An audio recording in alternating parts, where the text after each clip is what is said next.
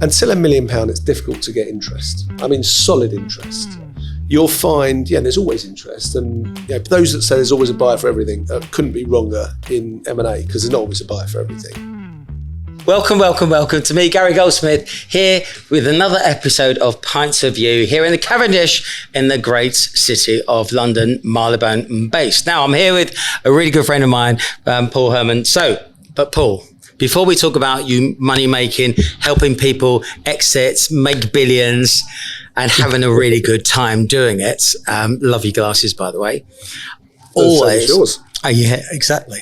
Always, I start with a poem, and you've already said that this is slightly sycophantic and a little bit too much for you, but just strap in and let's get over and done with. The good news is it will end. Right, so in a world of blue and endless skies, there is a man with devilish eyes. Paul Herman is the name, they say, leading founders down the exit pathway. All right? Correct. Okay, good. Correct. With blue box in his hands, he grafts, he weaves a tapestry of dreams of cash he achieves. Through challenges and uphill fights, Paul never loses sight. He always knocks out the lights. Try to.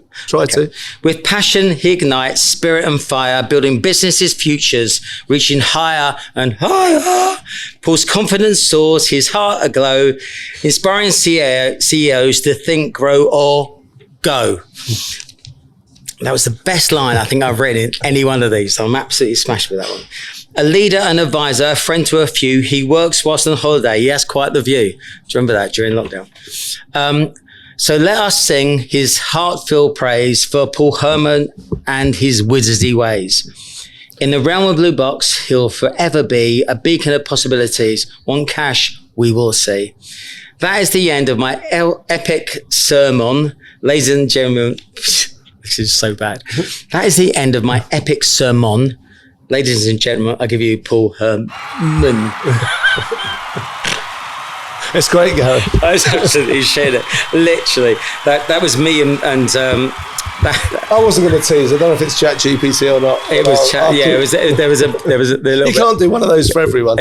I've done one for fucking everyone. It's really hard. It's really hard. Now, so Paul, I've known you for 10 plus years, I think now. More, I suspect. Yeah, probably more. I I think you've helped loads of my friends through to an exit strategy.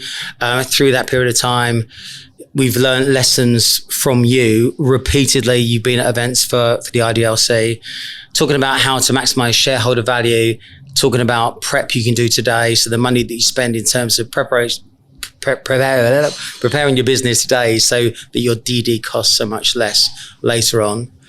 I'd really like to talk about some of that. So we could talk about how you got to where you are, how the world of exit has changed or investment has changed from 22 when basically money was everywhere to 23 where fucking money was nowhere. Different markets. Exactly, different market. What to expect in the M&A world in the future.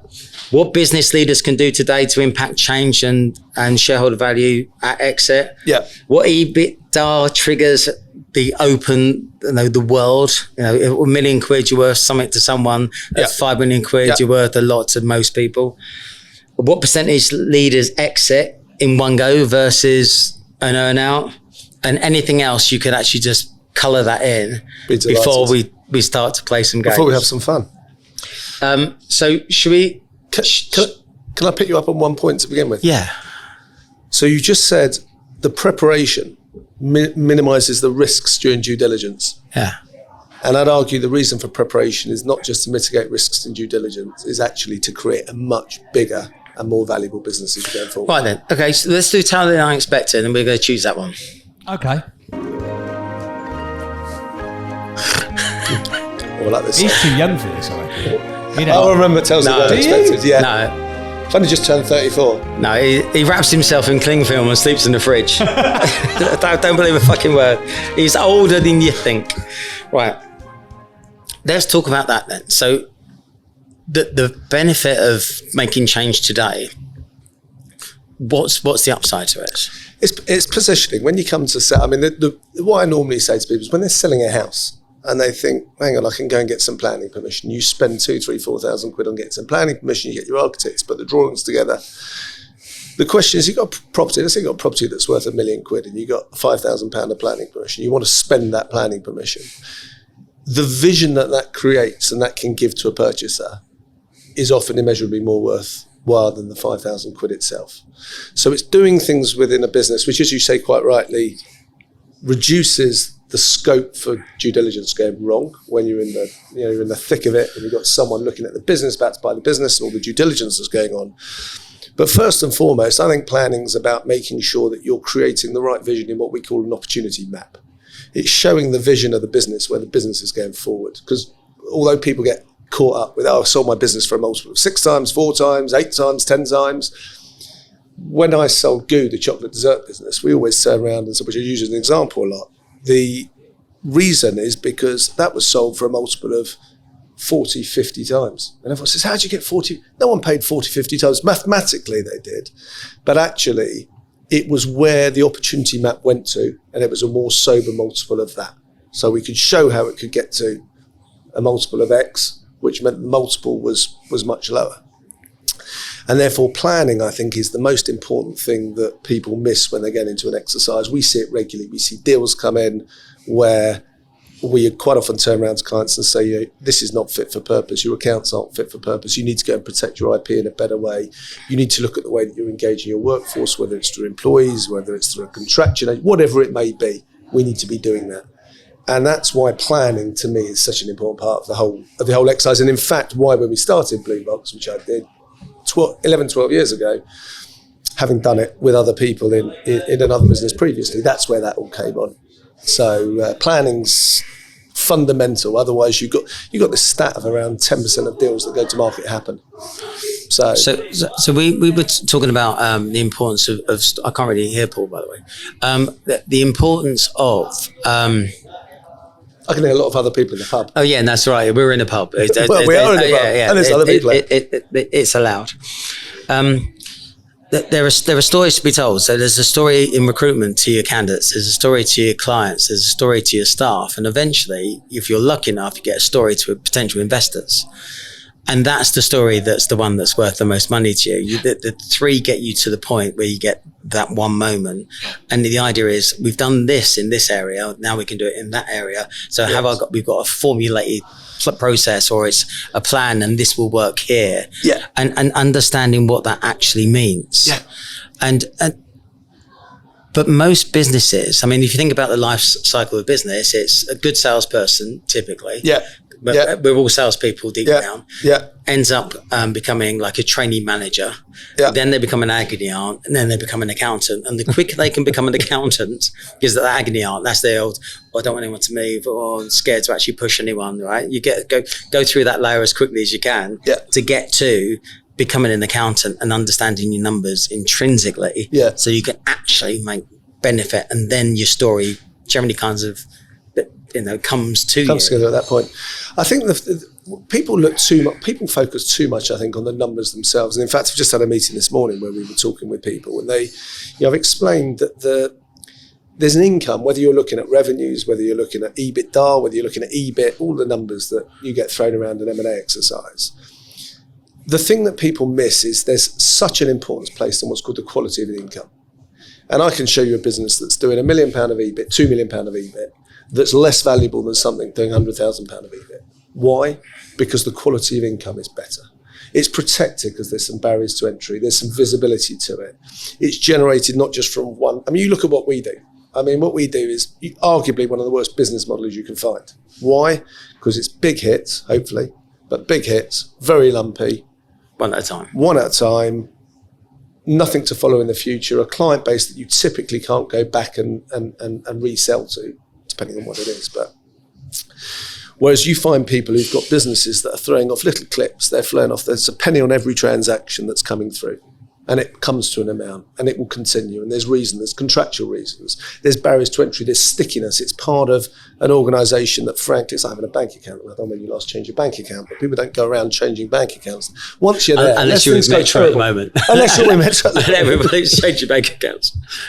So it's people get hung up on the numbers and coming back to numbers, but it's actually, I suppose, looking at the model that generates those numbers that's so important. It's the business model that's behind it that says this profitability is generated by a particular way of operating and a particular way of charging your clients. And this is the engagement we got more so, because I can show you, as I say, show you a business with £5 million of profit and one with £500,000, and £500,000 could be more valuable. So it's, but I do agree. I think it's the quicker you get to look and analyse and look at those numbers. And I am, for my sins, I'm an accountant. Although someone once said to me, there's 3 types of accountant. There's those that can count and those that can't count. So figure that one yourself. Yeah, I get that. Yeah, I was ahead of it. Yeah. So I think we've got a. I think it's looking at the quality of the business, what the business generates, and the commercials that sit behind what you've got. And obviously, your business needs to be sitting in an attractive marketplace. If you're in a marketplace that's dying at a particular point in time because there's something that's happening in the macro world or something that's happening as a result of some regulatory changes, you're buggered. So is there a way of making sure you're in the right space and you've got the right bit? And that's what people miss. They miss those business models. They get too hung up on I'm at $1 million of EBIT, 2 million of EBIT, 3 million of EBIT, £500,000 of EBIT.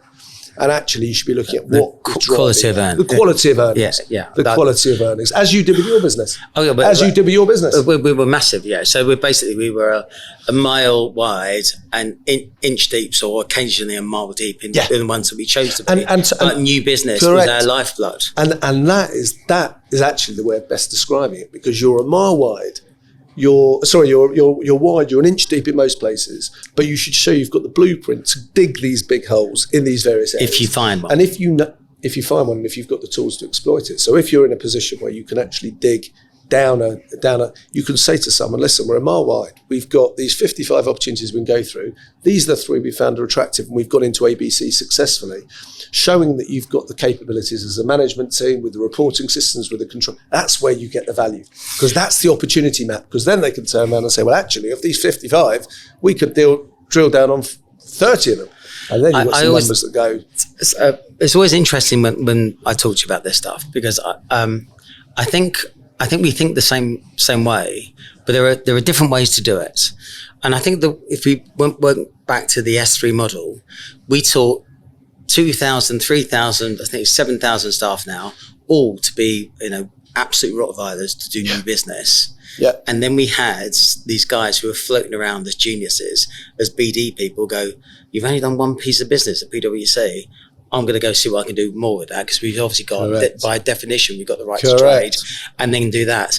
But the great majority of our business was recession-proof, agile, could grow, and then we just basically scaled it. And then it was always about the people who cherry-picked, as opposed to, here's an account, sit on it. Because the minute that account goes, you can lose some really great talent, because that's all they've ever done in their lives. Completely. And it didn't really make sense. Does that work across multiple disciplines, multiple? We work across. We've been involved with. We've sold the largest landmine clearance business in the world. We've sold a massive tugboat, the biggest tugboat business in the UK. We've just sold a big retail business this morning. I don't know if it can be announced yet. We'll see. So, but it won't be announced this morning, so you can. Well, we'll see. No, you got a month before this comes out. Do it. Dare you? I double dare you. No, I can't do it. I can't compromise a client like that. I'm all right with that. We're very professional. You might have seen me in different situations, Gary, but I'm at work very professional. I was prepared to take the risk. But I think I'm sure you are. My risk. Yeah. I think the most important thing is to look at your business. You've got to look at each market. It's not a reason to get an advisor in every single situation. But yet most of them, the principle you've just described about looking at where the opportunities are and being able to demonstrate to a potential acquirer or an investor, this opportunity's got legs. This opportunity is going to work. That's really where you create value. And if you can show you've got a blueprint for exploiting those opportunities, and they're in the right places, and they're not a bunch of Mickey Mouse places, but they're proper opportunities, then that's the mistake that so many people make. They get the market too early. They say, here's our mile-wide thing, and by the way, we're going to dig all these holes here, and here. And you never get there. So it's about credibility behind the plan that you're going to put forward. There's one of the RDLC competitors today called BR, and they are that they haven't really worked in the marketplace. And today that we're talking about the value of the customers that you've already got and trying to exploit them. Yeah. And I thought that's so naive, because you don't want all of your staff trying to get a second deal or a customer that's only going to ever have 2 deals. Correct. They should be utilizing the skills as, you know, the icebreakers. And then somebody who's a bit smarter choosing, cherry picking the businesses that you work with. Yeah. And I just thought, why are you trying to teach everybody to be sort of land and expand? Because that isn't the way the world works. Yeah. Not every customer is going to be golden to you. Yeah. And it's interesting. Agreed. So should we talk about the difference between 2022 and 2023? Because fuck me sideways, that changed. Because it was almost like there was so much money in terms of investment, startups. I talk about it being the WeWork generation, that for my sins, I end up working with a couple of businesses in WeWork. Yeah. And the people left and right, they look like pet shops, don't they? You walk down the corridor, and it's just all these people looking out. It's like little puppies saying, please let me out of here. I don't really like what I'm doing, right? This is no natural light in the offices, like little puppies wagging their tails. The business on the left and the right of them changed every quarter, every month, because mum and dad and their best mates have all given them some money to do a startup because they thought it was the way forward. Yeah. And then they might get a proper first round and they're burned through it because they've never done that job before. They haven't got any proper advice. They don't know what they're fucking doing. And then they're gone. That money in 2022 was there because everyone was just, it was the best time in the world, certainly in the recruitment sector, which generally means it's pretty good for everyone. Yeah. And in you're the bellwethers. I mean, when recruitment picks up, first in, first out. It's the first in, first out. It's the first to get hit. It's the first that succeeds when things carry on, which has got its advantages and disadvantages. But it's definitely you. I mean, what you were doing as users of reading the market, people will look at that. So January 2023, bang, right? So it was someone had thrown an anchor out. It's like, and there was no money in investment, especially in America. Yeah. Did you feel that? It felt that way to us. Not as dramatically as you did. I mean, if you look at the last few years, if I was to kind of characterise what happened, when was COVID? Beginning 2020. When did we go into lockdown? March 2020. Yeah, it started like late 19. Yeah.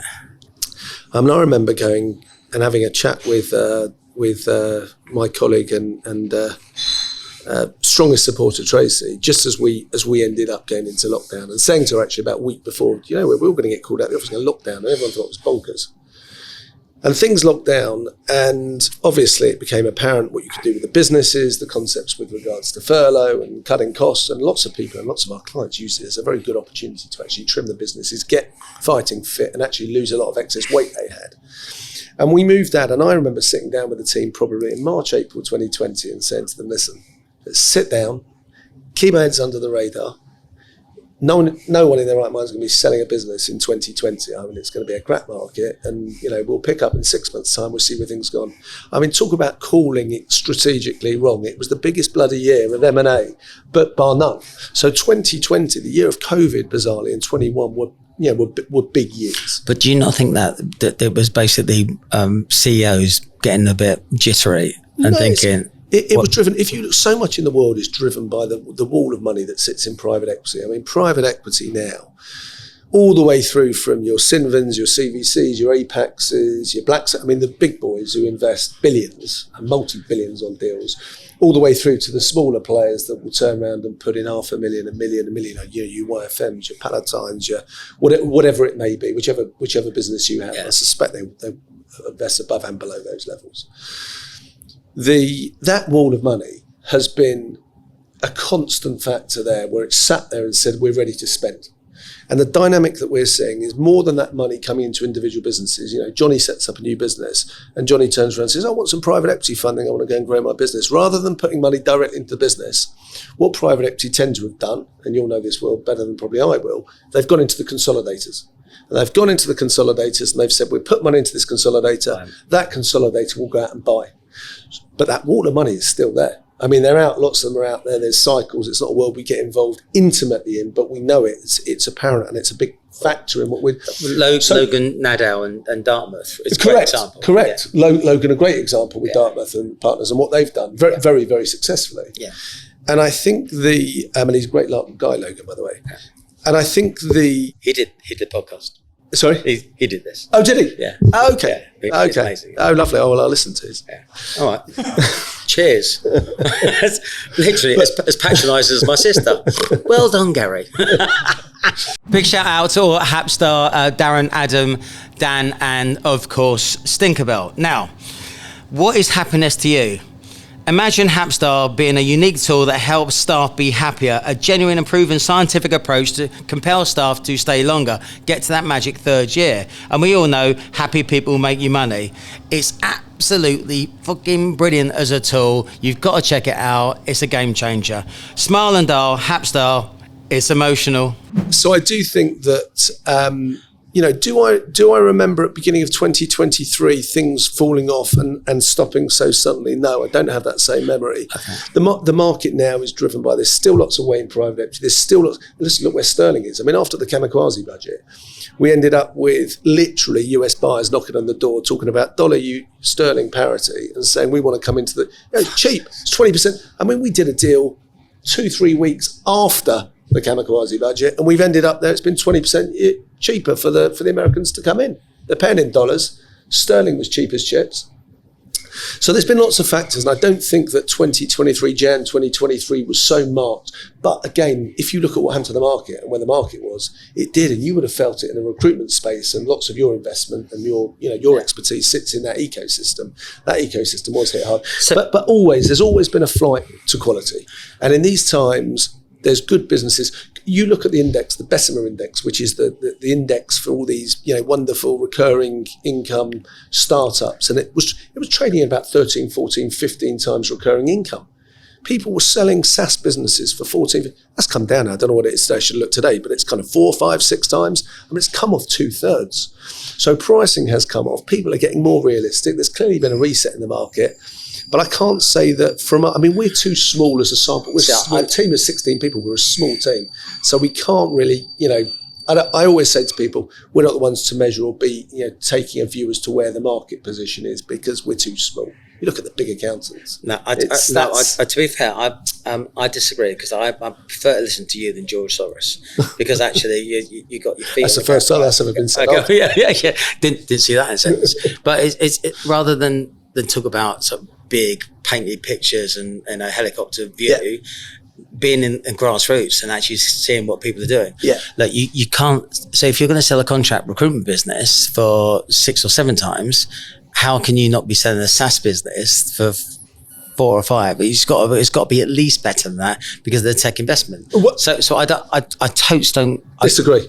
Okay, well, disagree. Okay, we're going to come back to that. All right. Right now, how can that not be the case? Because a SaaS business, once you've established your SaaS business, you've got your platform, or you've got your income coming in. It's coming. Let's assume it's a better software, and you're getting paid on the software. Yeah, the software's been developed. The ongoing servicing cost of that is much more limited. When you've got a contract business, and it might in some cases be sold into very sticky clients. When you've got a contract recruitment business, you might have had a long relationship with them, but you're pulling off whatever. I don't know what your margins are. 16, 17, 18, 19, 20, 21, 20. You're 20 in the UK, 22 in Germany, but either which way, 25 in America. So that implies you've got a 22% margin.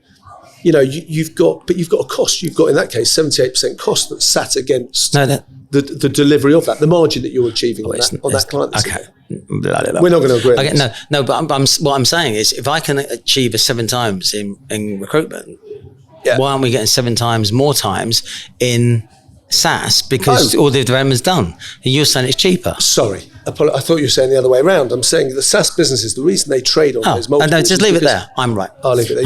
You're right. I stand corrected.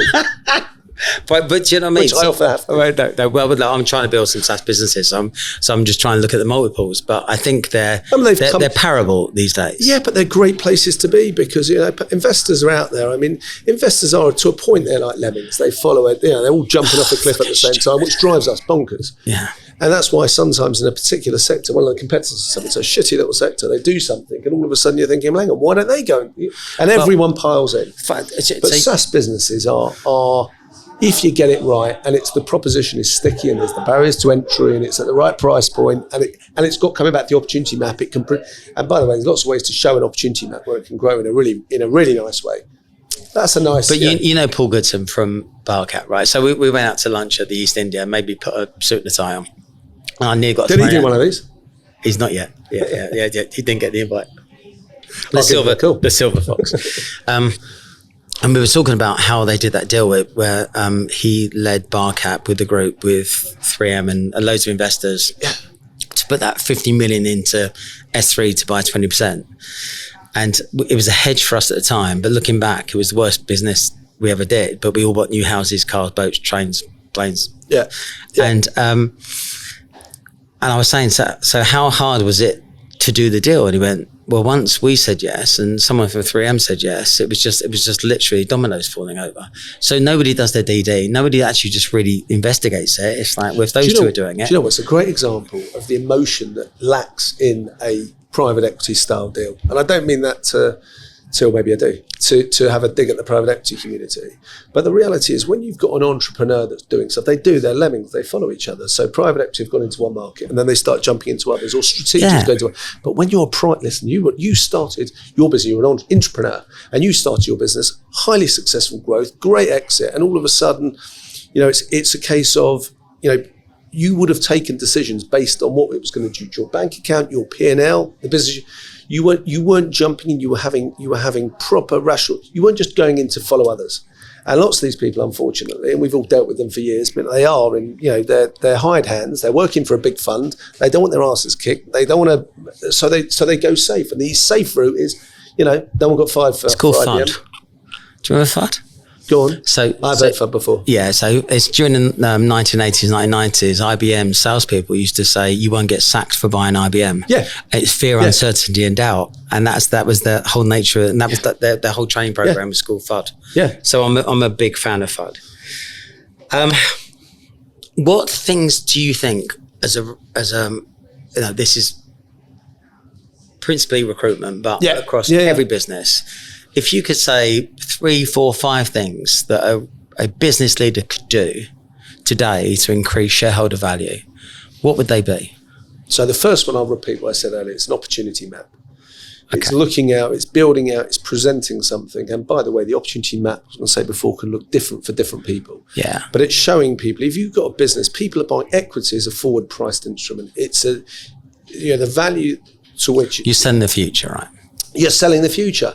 The fact that your history may be used, and likely will be used as a proxy for a calculation to determine what the future looks, which is sensible. There's no point in the future like this. Anything you say may be used in court against you.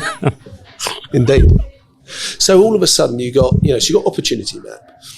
You've got, the next point I think is visibility of income. Where's that work coming from? How are you generating your work? Is it coming, unfortunately, as with us, from one-off random sources? A mate of Gary's who phones up and says, oh, by the way, do you want to speak to X, Y, Z? Oh, thank you, Gary, for the introduction. Where's it coming from? So where does that visibility? And visibility comes through, making sure you've got secure partner channels where you're getting your work. Is it coming from a particular source? You don't want to be over-reliant, but having an idea to show some visibility. If you present a business saying, look, this is what this week looks like. Next week, we think it's going to be this, but you could be miles off. You want to try and engineer a business model that has some visibility in it. I think the third point, which obviously you would have heard everywhere, and it's what you do, but it's management. Because management, I always say management won't help you get a better price for your business, but management will help you sell the business. It won't be something, someone says, oh, it's like selling business. I've sold loads of business with Royal Warrants. And they say, oh yeah, well, hang on, is it, you get an extra turn on the multiple, 2 turns at 3 turns. It doesn't quite look like that. That's not what this looks like. It's not about getting more turns. But a management team, if you've got a business and you don't have a capable management team, it's very, very difficult to exit the business. Obviously, it depends who the buyer is. If the buyer doesn't want a management team, it's a separate discussion. But generally, if you've got this equity story we've just discussed that's going in a particular direction, they want the people that's behind that. So I think that's it. Can I put some colour on that? Yeah, for sure. So as S3 was thinking about this stuff, anybody who had a degree, didn't have a degree, who's part of that senior elite alumni, the gang, had an opportunity to go to Stanford and get an MBA. Yeah. And it was one of those, but you got to take it seriously because it's a big, it's a fucking investment. Yeah, it was expensive. It's really expensive. Did you do it? No, of course I didn't. I didn't need to. I was really special. It was. I don't know how much you will learn from an MBA, Gary. I'm not sure. Yeah, I'll just School of life. I just row with them. So the guys had to do that because we were selling the next generation.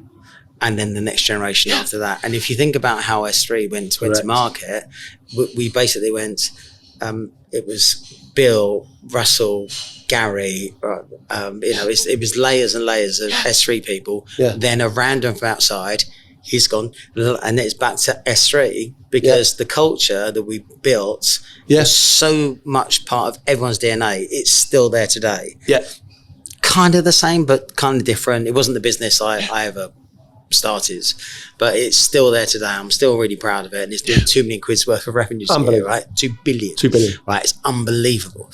So, but it's a legacy. It's a legacy. But having that selling your management group was so important, and we got pushed back on it repeatedly. Is your management group big enough? Is it good enough? Is it big enough? Is it good enough? Because 9 times out of 10, if you just basically lift the business and lift a book and put it where you are, you can halve that book overnight anyway. And it's like things fall through the fingers of everything. So just don't assume it's all. I agreed, and I don't think there's many people that would challenge the importance of a management team. And the fourth point, just racking my brains, I mean, I could give you probably 10, but fourth point I'd say is barriers to entry. It's making sure you've not done something. I mean, I do. Hopefully, we'll get a chance to talk about it. I do a lot of education for 12 to 16-year-old kids in this Young Entrepreneurs Academy. And I said to them, one of the examples I give is I gave a picture of the Domino's store that's not far from us in North London. And I said to them, it's a great store. And how many people are coming out of the station that are going past this Domino's? And then I showed them a picture literally from a week later, which is where Papa John's has opened up, literally next door. And if you've got a business extending that, and you've got a business where someone can do the same thing, now, it all of a sudden undermines the credibility, and it undermines, coming back to point one, the opportunity map that you've got. And there are businesses, I mean, we've had the pleasure of selling businesses, some with ridiculously strong barriers to entry. Someone would come over from the States and actually pay, for a business we sold for, I think, 60, 70 million quid that was in plant hiring out of yellow diggers. Someone could have come in, I think we can't remember what we sold it for, but something around that number. Someone could have come in and turned around and said, in the States, it could have come with £500 million account. They wouldn't be able to start it. It was a barriers to entry. There were too many regulatory barriers. It was time. You needed to go and get accreditation. So trying to find something within your business, whether it's in recruitment, and often is the case, I know with you, but whatever market you're in, now, what's that barrier to entry? Is it a niche? Is it a niche sector? Is it first mover advantage? Is it some tied up relationships with key partners? But strategically thinking about those things before you get into the world of I'm going to sell, and making sure you've got your mind clear, coming back to the planning bit, is so important. Is making sure you know exactly where all those things sit. And so I think those are probably the four big things. I think you make it crystal clear. You need a growth coach, so someone helps you grow your business. You need a strategic coach, so someone that helps you with your end game. And you need someone who's like a mentor to keep you on path, to keep your energy up, to actually achieve those things. So it's like a tennis pro. You have your dietitian, you have your health coach, you have your training coach, you have your training partner. You have a team around you to make sure that you're the best you can be. And they make it sort of like having a PT. Yeah. If you know you've paid for it, you're going to do it. You're going to turn up and do it. Yeah. If you don't, no one's holding you to account, and you just drift on. And that's why so few people actually, some person earns £1 million for their first year, and they say, oh, flex, made it, I've done all right. But actually, they've done all right. The team underneath them are thinking, well, why aren't you still going forward? Because I've not made mine yet. And they've already chilled out. And it's like, and then people just start to leave. And before they know it, they're going, oh. And then it's that trough of disillusionment, and then you have to start again. Completely agree. And when you're doing your third start again, fuck mate, it's exhausting, and it's really hard for people doing their third time again, which is really interesting. Massive shout out to James Connors and or Quetzal, Quetzal, who knows, as our main sponsors for season 2 of Pints of You. Now, Quetzal guides companies through the busy marketplace, helping businesses buy the technology that is aligned with their strategies. No more buying tech to keep up with the Joneses, having a plan that makes it your ownsies. We love what they're doing, especially with the telephony stuff at the moment. So, cheers, buddy. Really appreciate it. Use them. We talk about EBITDA triggers. Yeah. So it used to be, don't even talk to us unless you're making £1 million. 50% retained profits minimum. Otherwise, just stop raiding money out of the coffers. Otherwise, there's no money to buy. Also, it means that there's no money to help you with the next set. Yeah.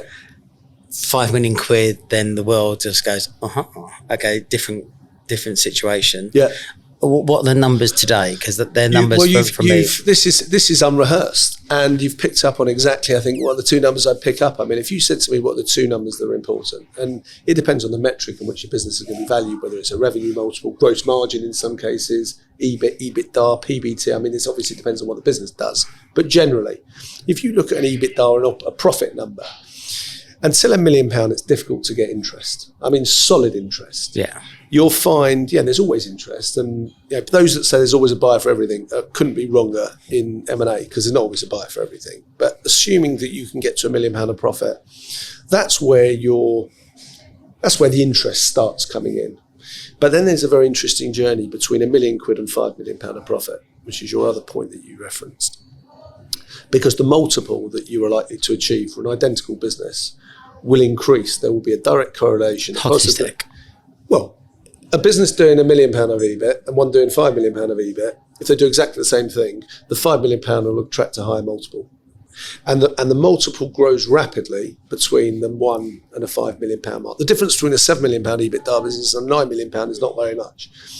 Obviously, apart from in terms of multiple you can achieve. Yeah. But if you come in with a £300,000, £400,000, £500,000 business, you'll get a really crappy multiple at the back end. The moment you start getting to £1 million, number one, you attract overseas buyers, which are another feature can't be overlooked in this market. I mean, if you look, I think our last year, 2 years, I think we've done 60, 65, if not 70% of our deals have been to overseas trade buyers, because we like doing them. Where's that coming from? Where's the cash coming into the UK? From the States, from the Middle East, from India. Just did a deal with Belgium.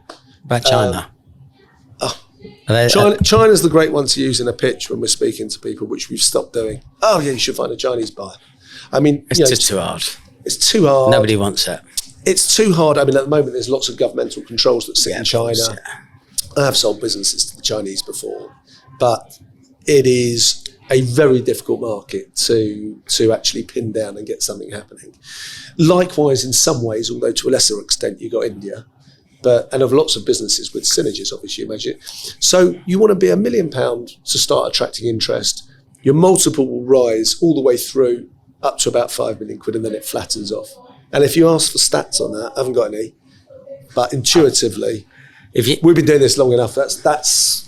If you can get to. I'm going to get a load of comments at the bottom of the thing. He's wrong. No.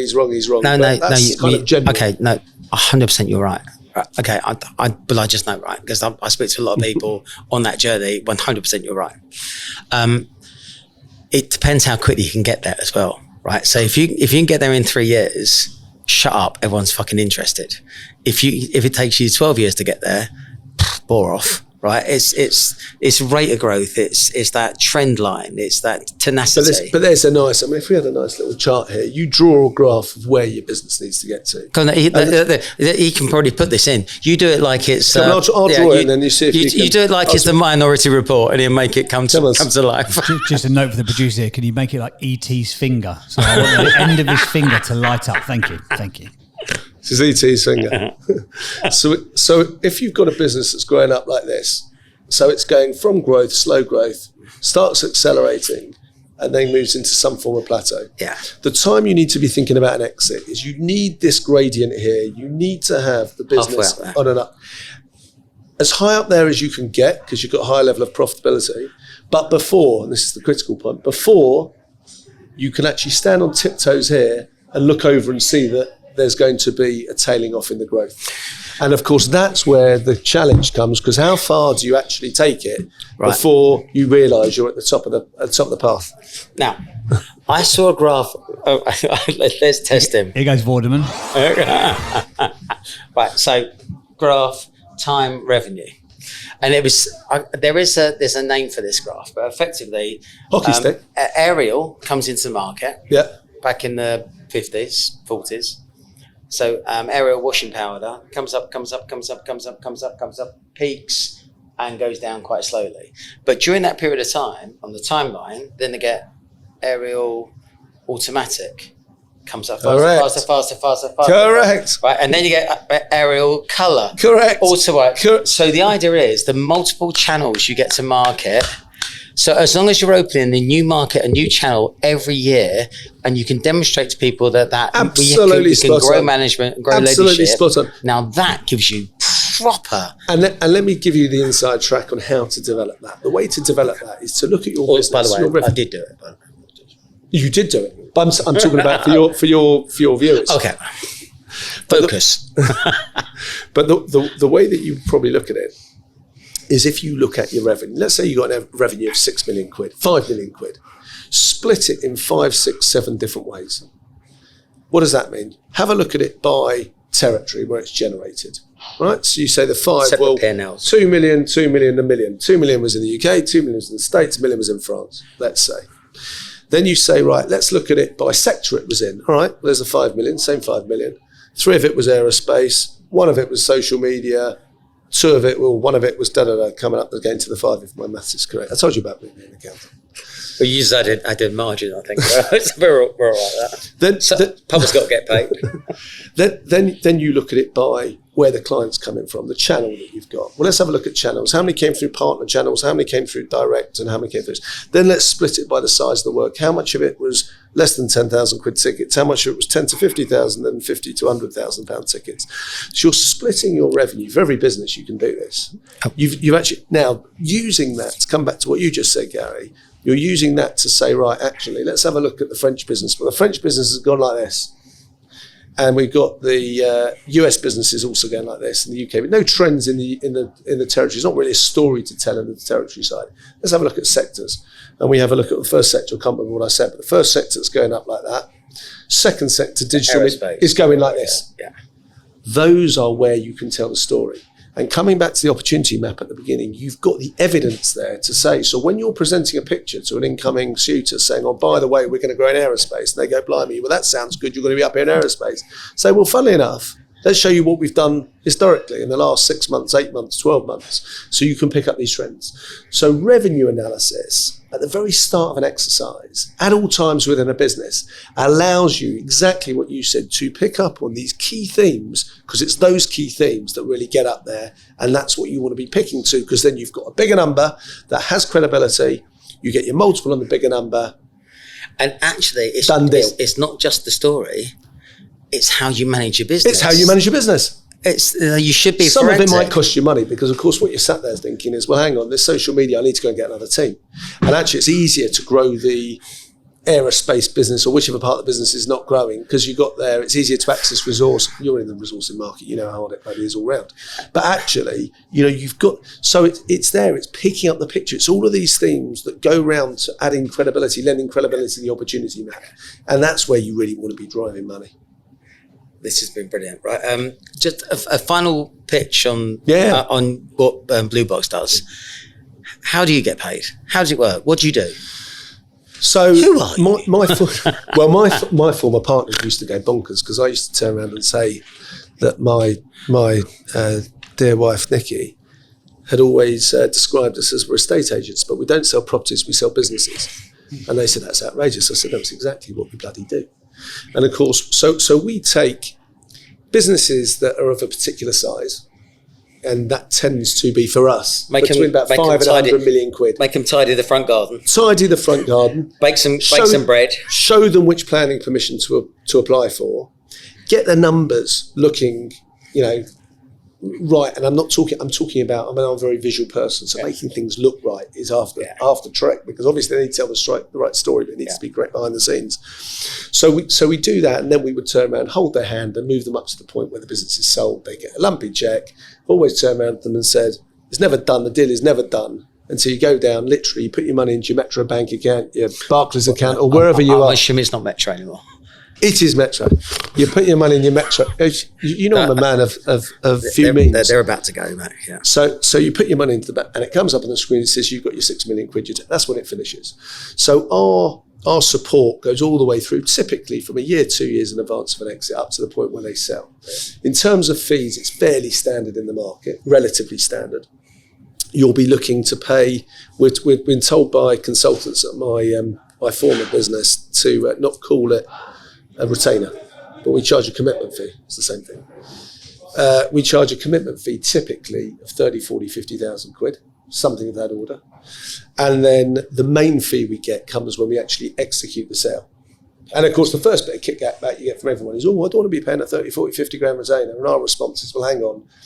There's a huge amount of work to do. We don't know what's in your closet when you actually get into the market. We're taking a risk. We're buying into you this. We're giving you access to our team, and then the fees come through when the deal happens. So I mean, if we take on a client and there's some surprises that end up that haven't been revealed to us at the beginning, we're screwed. Either the business doesn't happen, it happens at a lower price, so we don't get such a big fee. But that's how most people work.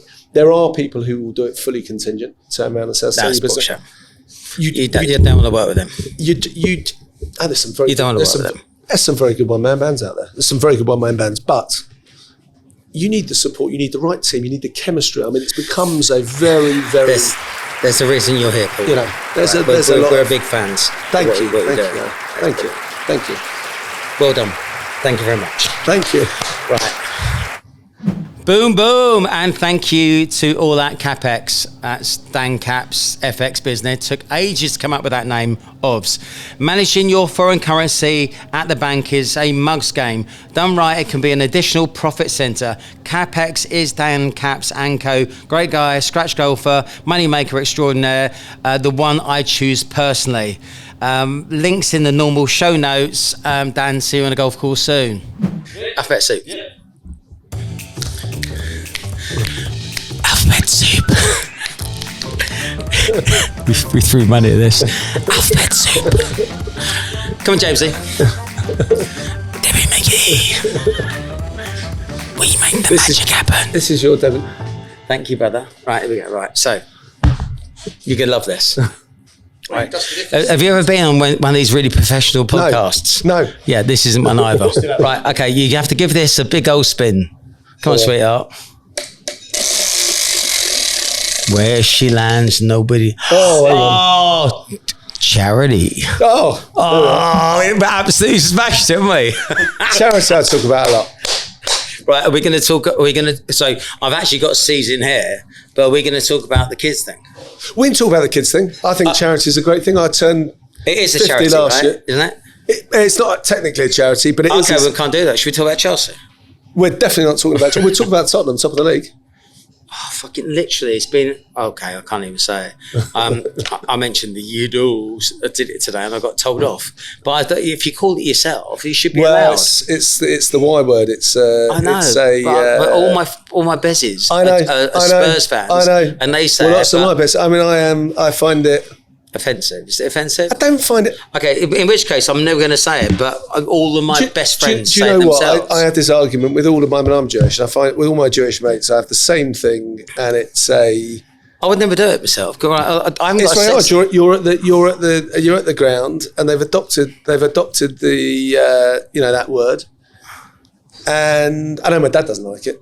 Okay, it makes my dad feel that as well, because that's twice in a day that I got. Should we re-spin the wheel and hopefully we'll go for N for non-charity? Let's go. Let's go again. Let's go again. Play again. Let's go again. Okay, exactly. Second time round. Nobody noticed. Right. Alphabets. There in front of you. Right, give it a go. If you get C again, we're in. Oh. What are we going for? Come on. Non-charity. No, go for young people. Why? There we go. Why? Yes. Yeah, why? Why not? Oh my goodness. I've been attacked in the workplace. That's brilliant. It's ended on why. It gives me a chance to talk about what I wanted to talk about. There we go. Right.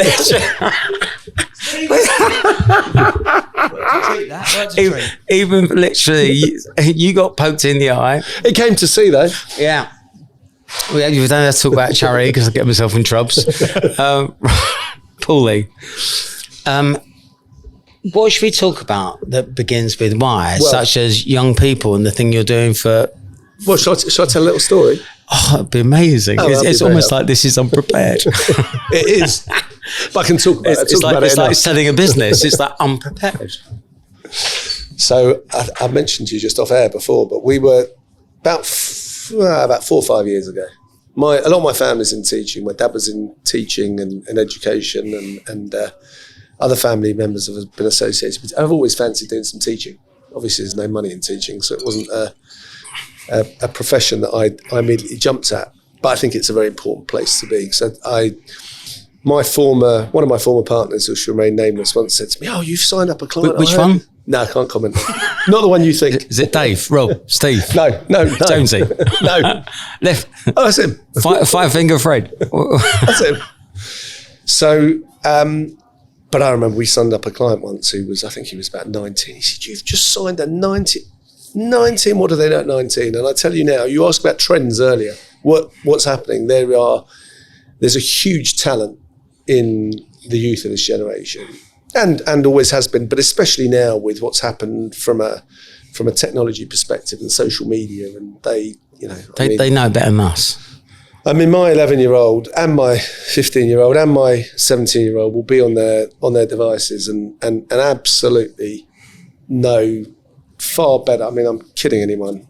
In fact, I've got some screen time challenges at the moment. They know more than we do.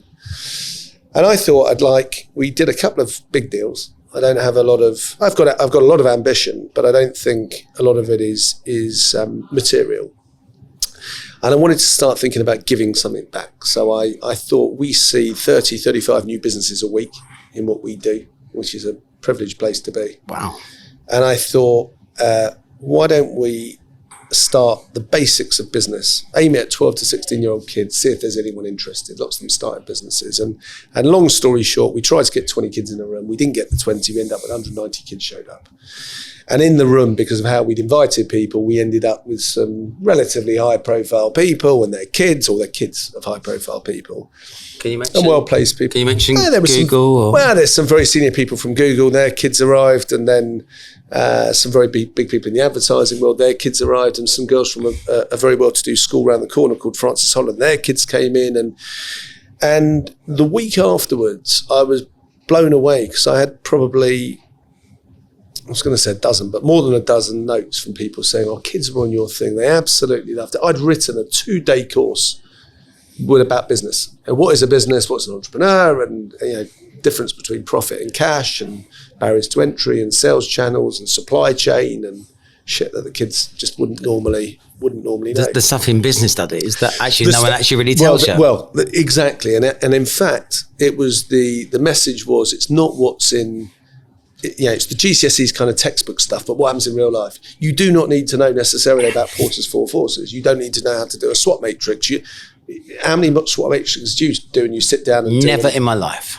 So, and then people sit there, their money, and they've got to realise that cash is important. They've got to realise that cash is reality. Right? Cash is reality.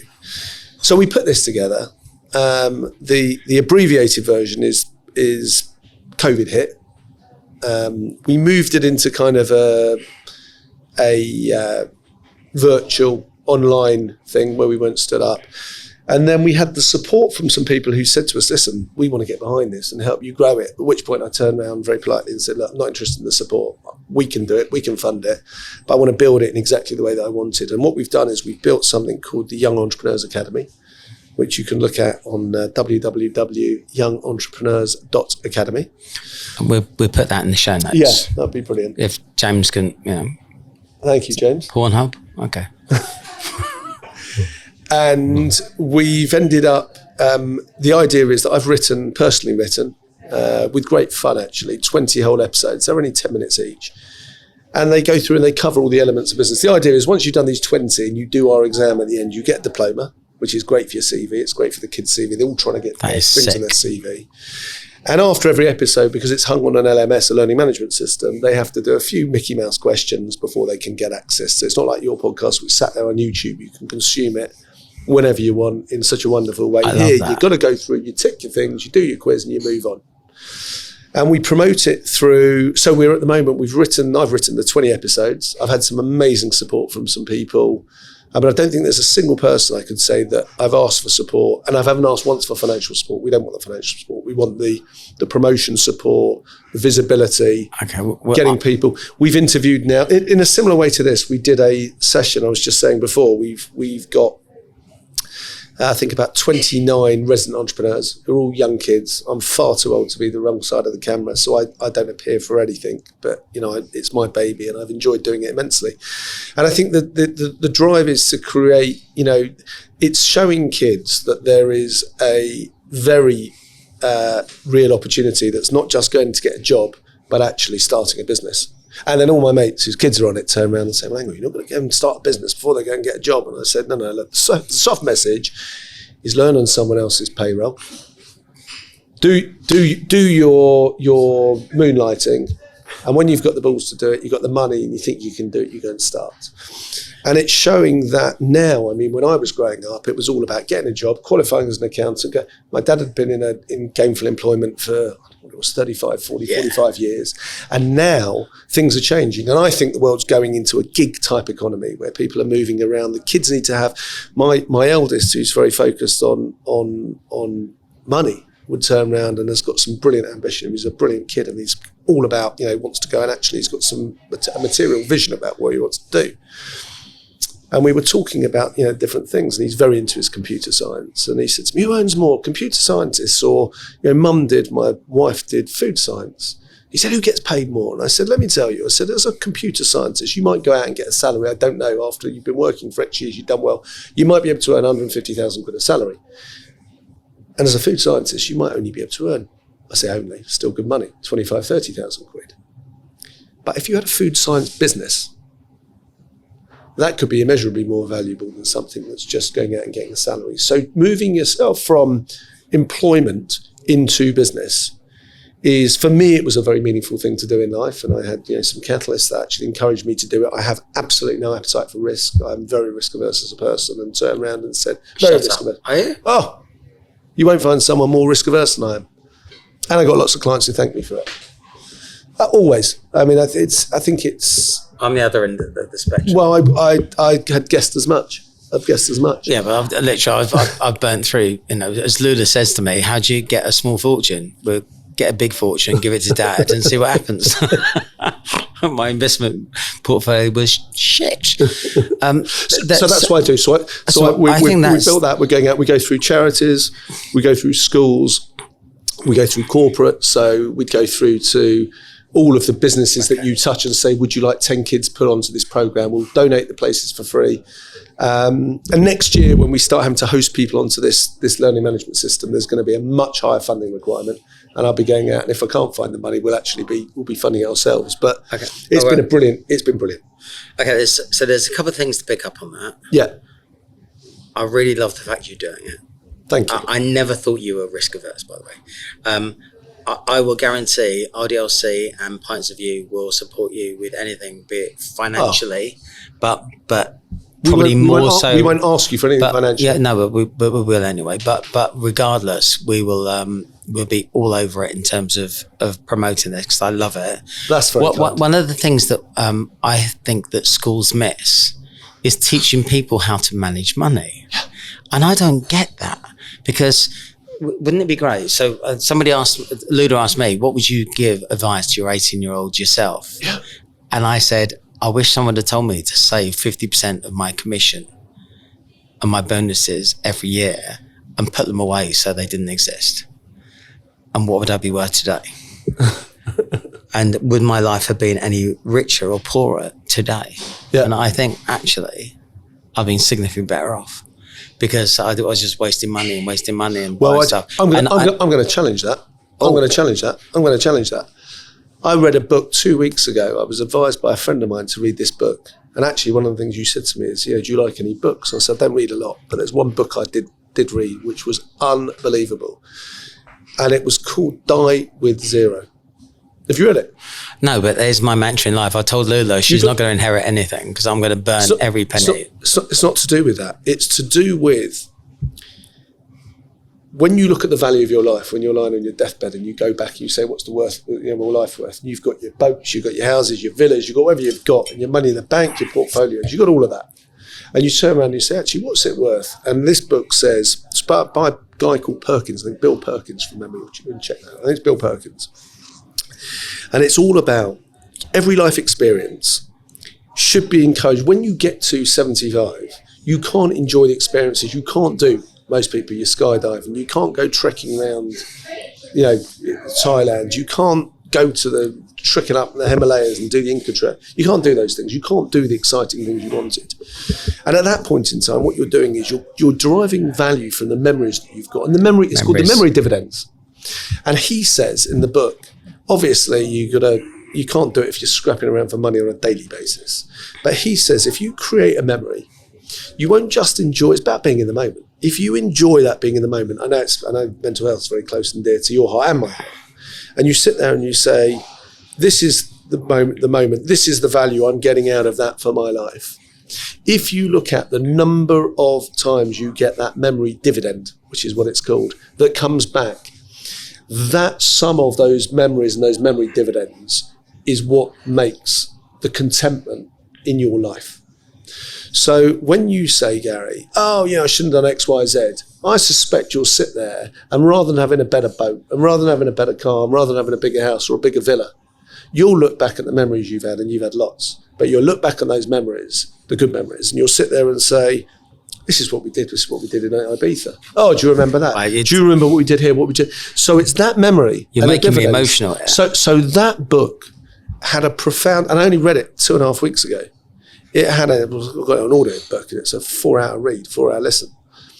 That book had a profound impact on the way I would look at things. And everyone you tell about goes, it's about pissing the cash away, so you've got nothing. You're not going to leave anything as an inheritance. It's not about that. It's about showing that your fulfillment and the value of your life, the life that you've had is the sum of those experiences and the enjoyment you've got from those memory dividends. And if you look back and have a memory that goes back, if you imagine a memory you had last year, your trip to Ibiza, and you sit there and say, that happened. We had to laugh. We had a wolf on my Lilo with people going, it's a fucking wolf. We had literally. So you get enjoyment from it now. Right. And you get enjoyment from it down the line. And so the memory dividends. Agree. So the memory dividends. So when you say, we should have done things and saved, this book is not about saving. This book is about enjoying yourself. And it starts with a young fella who goes off traveling when he's 21, he's got bugger all money and he's spending all his money. And the guy says, you should have done that because you wouldn't be able to do it. He then goes back to his friend who's 28, he's already met a girlfriend and he can't go and do it. So he's like, when you've got that opportunity, your life, you've got to go and take those opportunities. And that's why I think you've done so wonderfully well. So when I was 38, I retired and I took 10 years off. And it's like, what should we do today? Should we get on the Orient Express?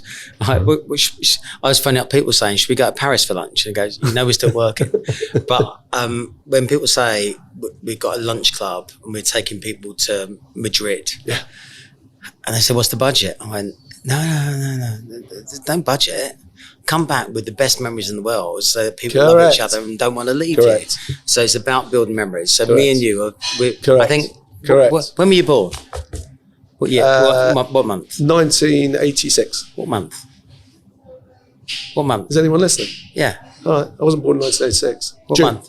Yeah, no, he wasn't. He doesn't listen. He's literally. I was about to order you the book actually before you start being an arsehole. All right. Okay. Good boy. June. Have you found it? I found it. Bill Perkins. Right. Yeah, Great. Perfect. Right.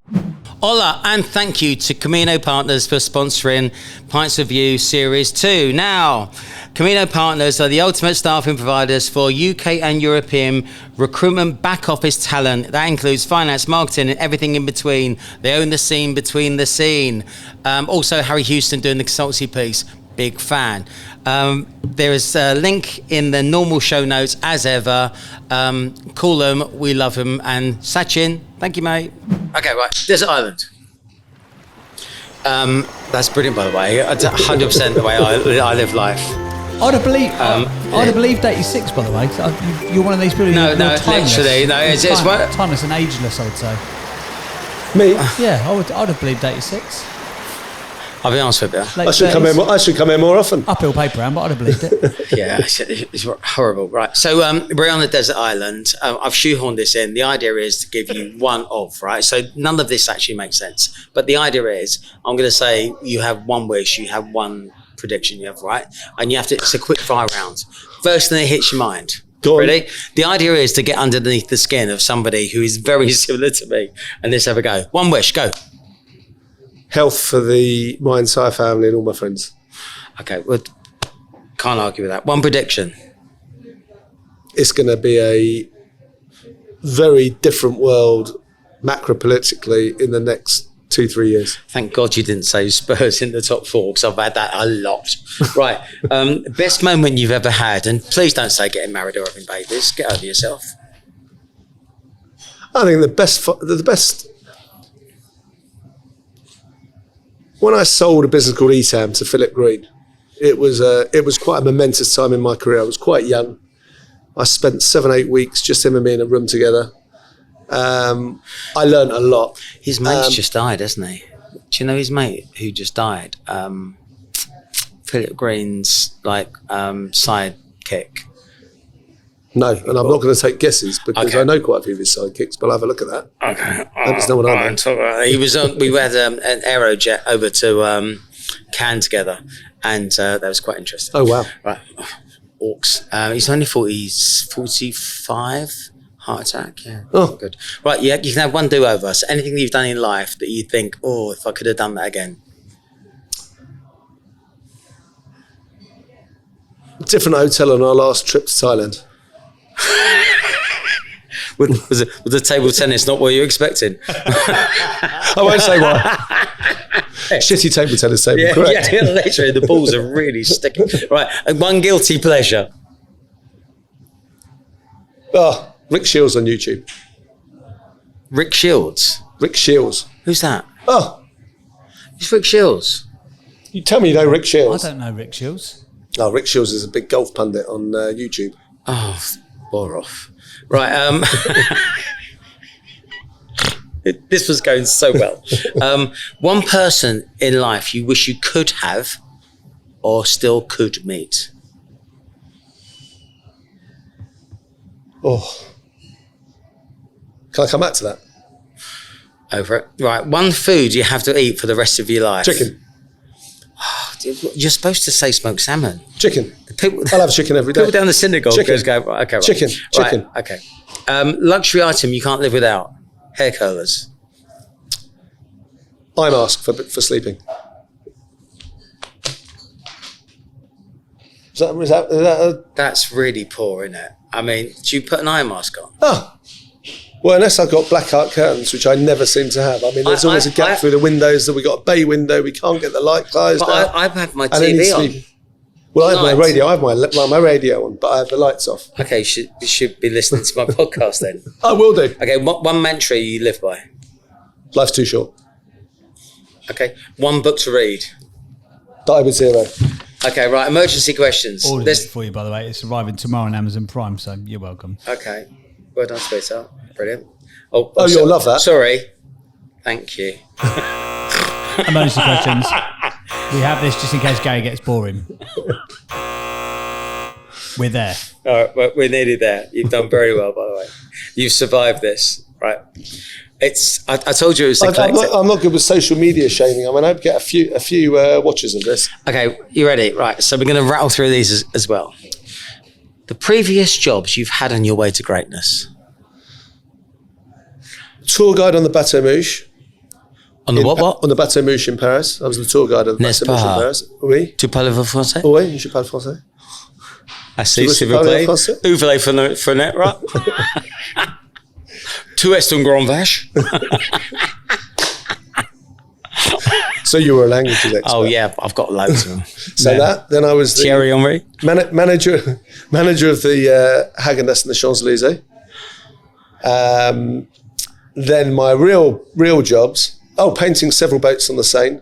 And then my real job started with PwC, or what was Cooper's and Lybrand, private equity with a firm called Nico, doing what I do now with a firm called Cavendish, and then setting up my own thing with Khan to do Blue Box. Khan? James Khan. You still involved? He's not still involved at all. I know that, right? I know you know that. I know you. I just wanted you to. I don't even know why you mentioned it, because it doesn't help. Right. What is your superpower? So for me, it's energy and drive. What's your superpower? It sounds arrogant. I think it's looking at businesses and articulating how a business should be presented for an exit. And I don't just say that because it's what we do. But I think we're very good. I'm the first one to say of the hundreds of weaknesses that I'll have.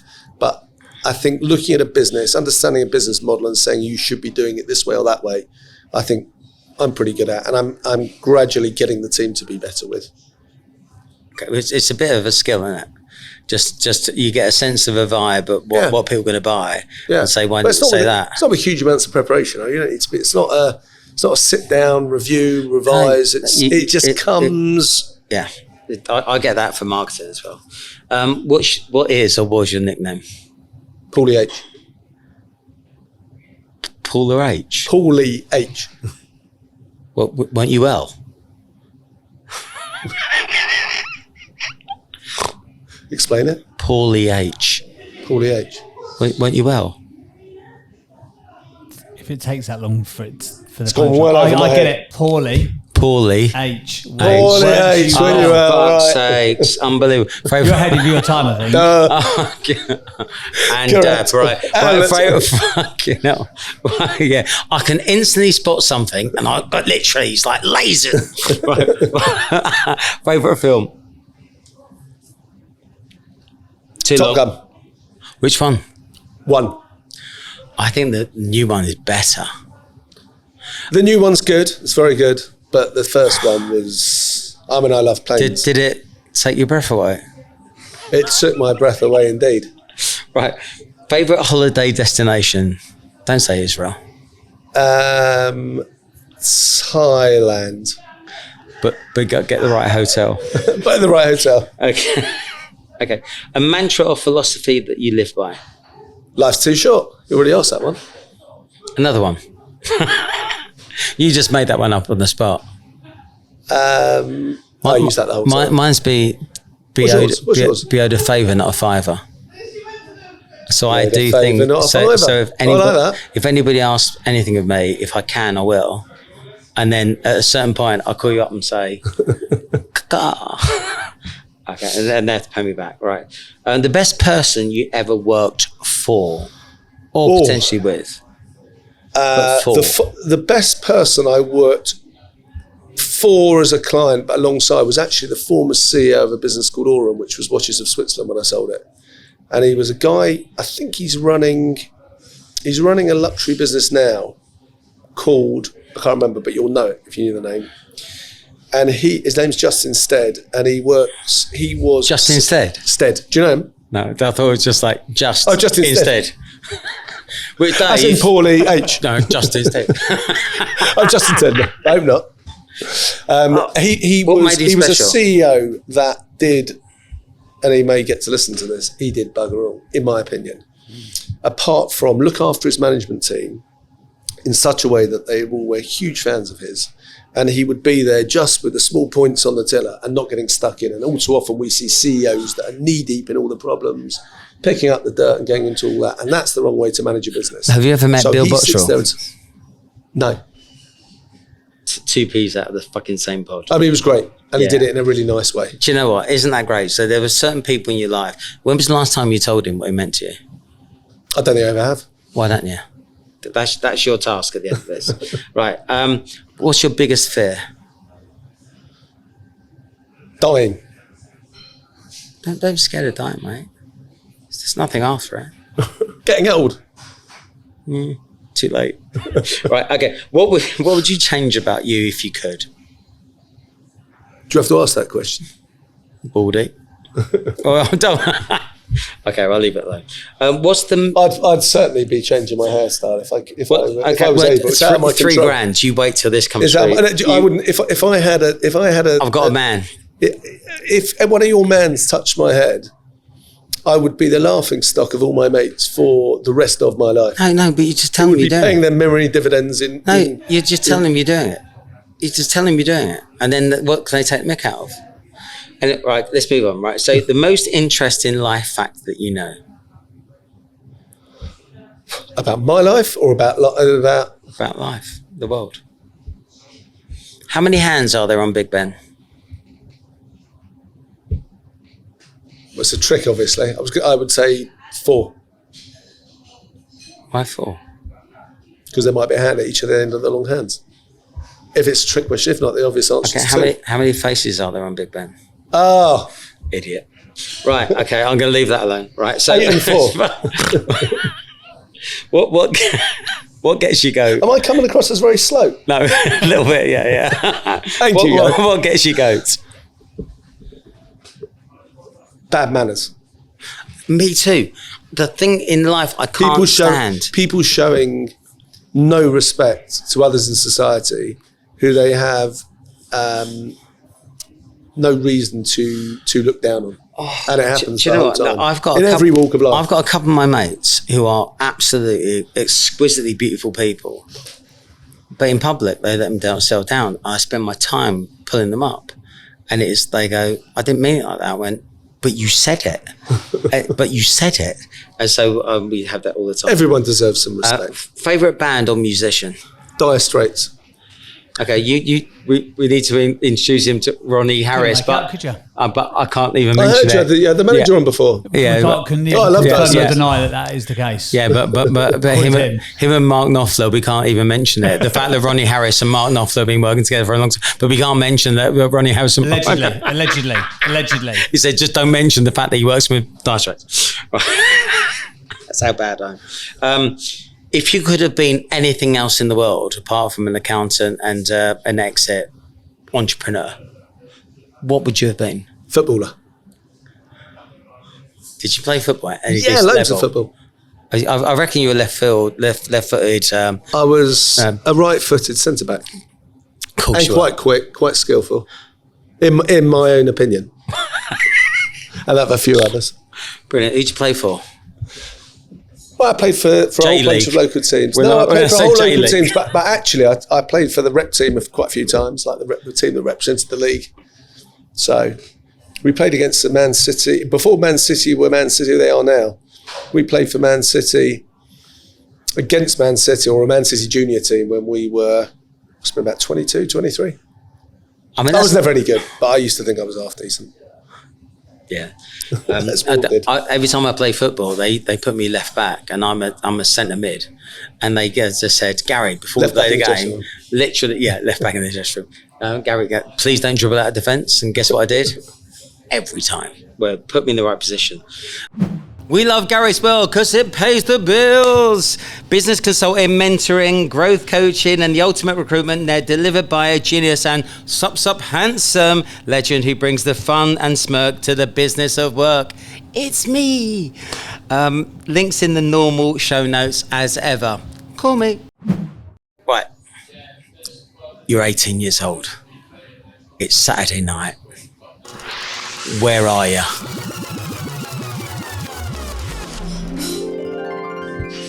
You might have peaked early there. There's been that many of these quick fire questions. I thought otherwise, if I don't get to use the jingle. Okay, right. But let's do this one, right? Then we'll move on. Right, it's Saturday night, right? And it's wow. You went for Wigfield rather than the Four Tops. That tells me everything I need to know about. Probably with my mates Mark and Jeremy, gate crashing some party local to us. With a bottle of wine in our hands. You weren't even going clubbing. No, wasn't going clubbing at 18. You've let me down. I've left that to my kids. Okay. So we've already done the intro. What advice would you give to the 18-year-old yourself? I think it's have no regrets. Focus. I say this with a little bit of with my kids being that age now, my eldest, have no regrets, but realise the importance of working hard in your younger years. Enjoy yourself, but work hard in your younger years, and making sure that you know you've got a whole life to explore and to grow, and you don't need to do stuff too soon. Life ain't given to you, right? Nothing's given to you in life. Nothing's given to you in life. No, Nothing's given to you in life. Which is one of the things that I've. I think one of the things that drives me. I wasn't given very much at all. I mean, I had a very loving family. Lived in a fabulous middle class home without lots of money. Sorry, is that David Beckham going to come out from behind the call yourself middle class? What do you go work? What do your parents drop you off at school in? Is it a Rolls Royce? Nah, Ford Escort. Okay, Ford Escort. Mexico? Not Ford Escort, Mexico? No, Ford Escort. Oh, okay. Ford Escort. So I think we're there. Right. So I really appreciate you giving me your time. Likewise. Do you know what? It's really honest. It's really genuine with somebody who's so honest about the advice that they give back. And that you've been properly brilliant, and you've been a good mate, and you've always, whenever I pick up the phone, ask for a bit of advice and ask for some help with an app or ask for anything, you've never ever not picked up the phone. So I love you very much for that, and thank you very much for supporting this. Thank you very much. It's our and you're actually a joy and a pleasure. We always ask our guests to have the last word, because obviously I just talk over you and I'm a bit bombastic and a bit of a twat. So can I just say, is there anything you'd like to say to have the final last word after me saying thank you? Well, thanks to you and the team here, Gary. But no, I'd like to take you up on your support for the Young Entrepreneurs Academy. 100%. I think it's something that's someone said to me actually in Spain, last week, they said, when you turn 50, it's called turning the ham. And they turn it. So I said to him, well, yeah. He said, you're halfway through the ham and you turn the ham over, you start cutting the other side. And he paused a few seconds. He said, the other side of the ham is a lot smaller. and I do think that having just turned 50, that the next please God, however many years, should be filled with doing things, giving back. We've still got a brilliant business. I've got a brilliant team there. But I want to be doing things that are going to be more meaningful to the community, to the kids, entrepreneurship, and anyone who's out there. I'd love the support for it, and thank you very, very much for giving me a little stage to get the message across. Paul, you've been a legend. Thank you very much again. Look at the smile on your face. It's because it's done. That is.